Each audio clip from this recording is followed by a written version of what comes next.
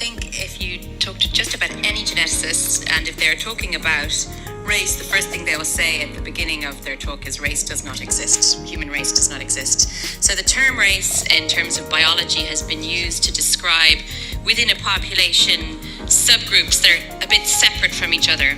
And what you're talking about genetically in that case is you're saying, well, this group are more like each other than any of them is like the other group. And this group similarly are all quite like each other more than any is like the other group. And this is not at all what we see in human populations. In human populations, what we see is the vast majority of genetic variation is shared worldwide.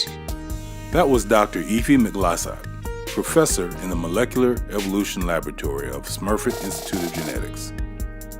Introducing our topic today, is race real?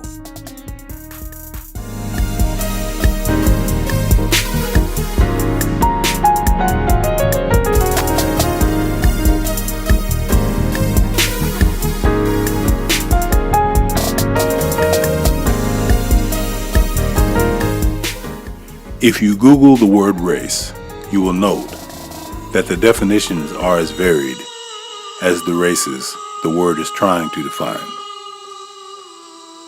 Race, definition 1. Each of the major divisions of humankind having distinct physical characteristics. 2. The fact or condition of belonging to a racial division or group. The qualities or characteristics associated with this. 3. A group of people sharing the same culture, history, language, etc. An ethnic group. 4. A group or set of people or things with a common feature or features.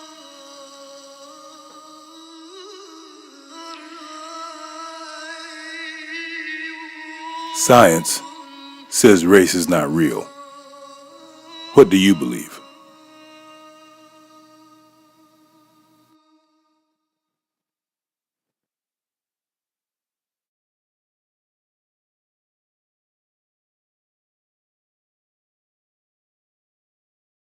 My name is Sarah Stewart, and I currently work at Family and Community Partners in the office, but I also am in school, almost done, about to graduate this May, at the counseling center as a mental health counselor. Okay, and how long have you been working here at Family and Community? It's been 2 years, but each year has been a different position. I was in the field as a home-based case manager, did father's engagement, visits, and now I work as a services and outcomes manager within the office. The theme for this podcast discussion today is the question, is race real? Well, I feel like I should be able to spout what I've learned and whatnot, but I think when it comes down to it and when I have a memory and how I want to see it, I do believe race is real. And I think it's... and see, I struggle. I think sometimes I mix ethnicity and race. And so, pardon the mistaking of one or the other, but so race being a group, a cultural group that might either in genetic or familial connections that they have and where they identify with. I think that's probably the most simplified way I might look at it. Okay. And so you see it is real because you feel it's genetic, or it's real because... I mean, I think... Do you believe I don't think it's socially constructed to an extent, but I do think there is a biological piece to race, that, you know, there is racial groups that either by location that they might identify with, or the physical, well, I don't want to say even physical, possibly, because like I said, there is an identification that comes with it, depending on a cultural group that you feel you connect with. But I think biological can be a piece of that. Just when I think of gender, for instance, there is the level of genetically I am made a certain way, biologically I'm made a certain way, but also how do I identify myself? Do I feel that I'm a female, or do I feel like I am a male, or maybe I don't feel like I conform to a gender? That kind of identification. Is race as genetically based as gender, in your opinion? Good question. So in other words, you can look at DNA and tell the gender of a person. Can you look at DNA and tell the race of a person? I think maybe if we're talking at a biological level, possibly, yeah. And then there's the second level of identifying with, and the socially constructed idea of what is race or gender. So is gender a social construct?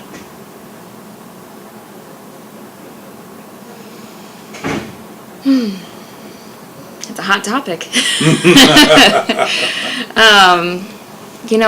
It's hard. I think I come from a background where I would say, no, it's not a social construct. It's a biological, we understand based off of when we come out of the womb, we are male or female. But I think there's a challenge, too, of understanding, having conversations with others that may not identify in that way, and how do we make sense of that?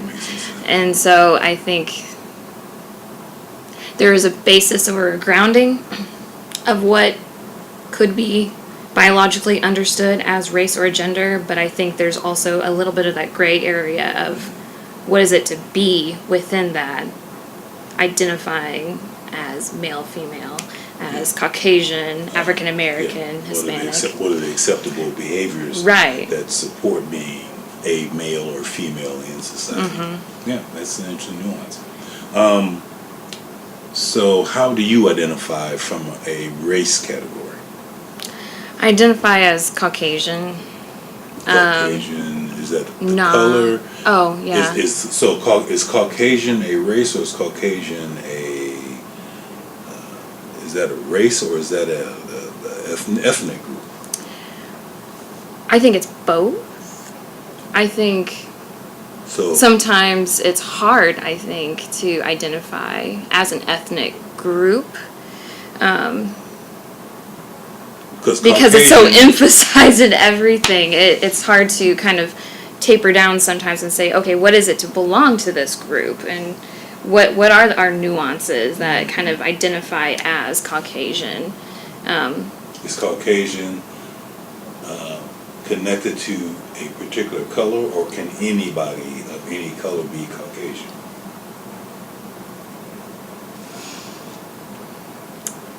I think it goes back to the levels. I think biologically I've come from a Caucasian family, and environmentally it's been socially constructed or environmentally learned behaviors to be identifying within this group. And I think that's the hard part, is the socially constructed piece, is when the identification or when you don't fit the ethnic group, or I had a friend who was African American, and he really struggled because he was adopted into a Caucasian family, and so he identified as African American, but a lot of the nuances or the behaviors learned. I think I'm going on a tangent in some way, but hold your thought yeah. right there. Got another section. Oh no, we're good. Oh, okay. Okay. But he struggled because he was identified as an Oreo, and so What was his skin color? Black. Okay. Yeah. But he was adopted into a Caucasian family. Interesting. Yeah, and so and it was a very rural town. Yeah, and so and it was predominantly Caucasian. Now, did they, in that rural environment, did they identify as Caucasian, or did they identify by color? If you ask them, would they say, "I'm Caucasian"? Oh, they wouldn't say that. No, they probably, "I'm white." Or would they white say, power? Yeah. Okay. Yeah, they would say probably white. So is white? Wow, and that's is white interesting. and Caucasian, are they the same? I don't know, because now I'm thinking of myself, and I'm thinking, do I identify as white or as I identify as Caucasian? And I think I'm resistant to identify as white. Why? Because of all the negative stigma that's connected to it. And I want to reject that, because not that I want to be above what has happened or that, what my racial group has done, but it is this level of, when I walk in the room, I think as anyone does, the identification, I don't want to walk in and think, I'm very often, it's as the white person in the room, what am I emitting? Yes. What am I? Yeah. What am I accepting as perception? Yes. About me? Yeah. And I think Caucasian is, when I think of what do I see? Most people think that black people are the only ones that are emotionally traumatized by this whole race construct. Yeah, and I can only speak for myself, and I think a lot of the classes I've taken, because I even think of when I was in college, it was, again, predominantly white, and I remember we had like a diversity week, and it always irritated me. And it wasn't the sense I was irritated to understand and be open to other cultures or other groups. It was the almost spotlighting in a way that it was, what's the word? Highlighting in a way that, are we doing this to make a statement that we're diverse, or are we saying this because we want to keep an open perspective of there's a lot more going on than just this predominant lifestyle? And it was more flashy than welcoming, I felt, and which just probably exposed the lack of diversity we had. And I think that always kind of bothered me, but I think being at CTS has been such a helpful place. It's really challenged me, and I think... And CTS, for the listeners... Christian, yeah, it's Christian Theological Seminary, so that's where I'm going for my counseling program. And it's been one class, it was a social and cultural dimensions of counseling, and just not only racial groups, ethnic groups, but also special populations that don't always get noticed, and so vulnerable populations. And I think it was just so helpful because all of us go through this awareness of where we are in our development, of our cultural development. And I might still be in this stage of rejecting what I'm a part of, but now I think I'm kind of coming into this restoration of what is it to be Caucasian, what is it to be white, and to be okay with that. Not rejecting the things that aren't good, but saying I'm shedding light on things that I don't appreciate and I am ashamed of my culture, but yet I'm going to hold true to say I still have an identity, and it's okay to have an identity in this. Okay, very good. Okay, so last question. Our country is trying to grasp how to address racism, right? Mm-hmm. Can you effectively address or eliminate or reduce racism if you maintain a racial identity? Yes, I think it's possible. I don't know if we can completely eliminate, but I think we can reduce and bring awareness. Because I think in my own pocket of experience, or my own pocket of, I don't know, autonomy, I don't know how we want to say it, my realm of my ability to do something, right? And I think if we all take our realms of responsibility, we can do something with it. But if I'm in the counseling room with someone and even if we belong to the same racial group, but very often if we don't, it shouldn't be the elephant in the room. It's going to play a part in in the work we do in their lives. We are systemic beings. We're not this little micro item organism that is out fluttering around. So I think if we actually are willing to go there, and it might be a point of anxiety to talk about it because of all these negative things that have happened, and even now, like, we talk about this polarizing experience. I think we can come together and really have a good conversation and say, yeah, I'm uncomfortable being in the room with you because of this and this and this, because of your racial background isn't the same as mine, you don't understand me, or you might make assumptions of me, but we're going to talk about it. And I think bringing out those biases and okay with recognizing the biases, not demonizing ourselves for that, but taking ownership of them, and how do we work with them. Okay, so let me give you a little activity I like to do. Okay.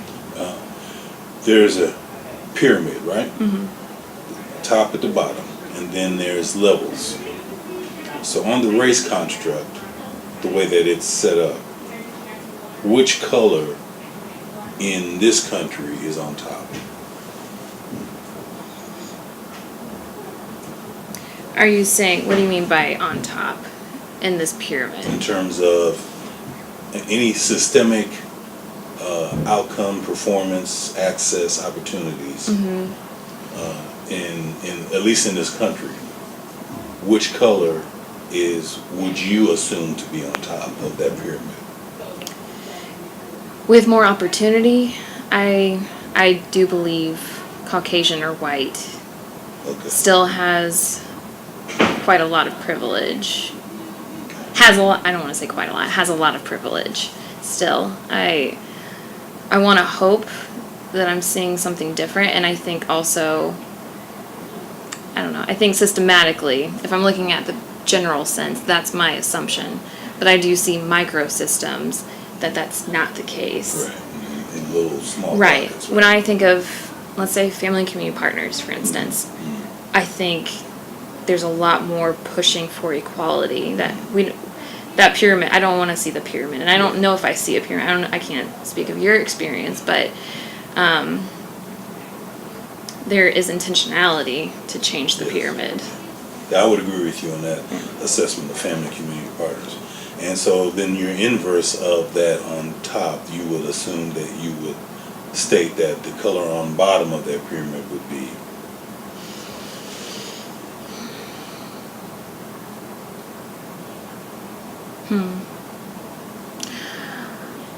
I don't know, because I don't want to make it just either or. I think there's a lot of racial groups that aren't being accounted for, that are being kind of swept aside amidst the media and all that.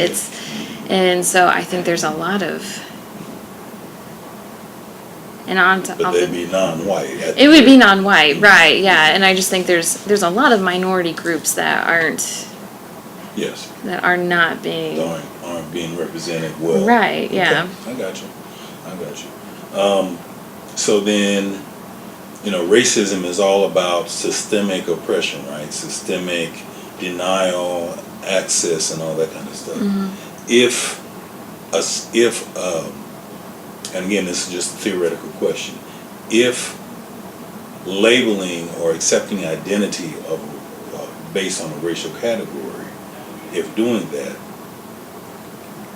doesn't that make it more challenging then to not adopt behaviors that lead to those lack of opportunities for those that are other places of the pyramid? I think without awareness of when those situations happen, yes. I think when we in those moments, I think of, in therapy world, we talk about enactments or reenactments. So if I'm noticing something that's playing out that I might be a part of in the room because there's transference or something going on, but that moment of awareness, okay, what do I do with it now? It's not to say, I can't believe I did that. I think some of it is awareness of, okay, what could I have avoided? Did I play into something that wasn't helpful? but it's what do I do with it then, right? So now that I've become aware of it, what am I going to do about it? And so I think in these contexts of lack of resources, denial, or barriers, I think there's a lot that can be done to say, okay, as a Caucasian female, am I noticing that maybe I'm getting something that an African American male isn't getting? And in my location, is there something I can advocate for? Is there something that I can say, hang on, something's not right here. Can we do something different? I think that's where it comes. And not being afraid to speak up, I think that's where my stance is I've got to have enough courage to speak up when I need to. Questions to consider in determining the validity of the concept of race. 1. With all of the research available on race today, why still so much confusion? 2. To whose advantage has it been for race to be real? And 3. How willing are you to reevaluate your own racial identity? The facts about race appear not to be as impactful as the beliefs about it. Race is not genetic or biologically bound. Race is a social construct. However, it appears the exact opposite of these facts are the going consensus. Here is your assignment. Research the differences between the labels Caucasian and white. You will find the process very illuminating. Until then, I want you to remember this. We are much more than color. Until next time.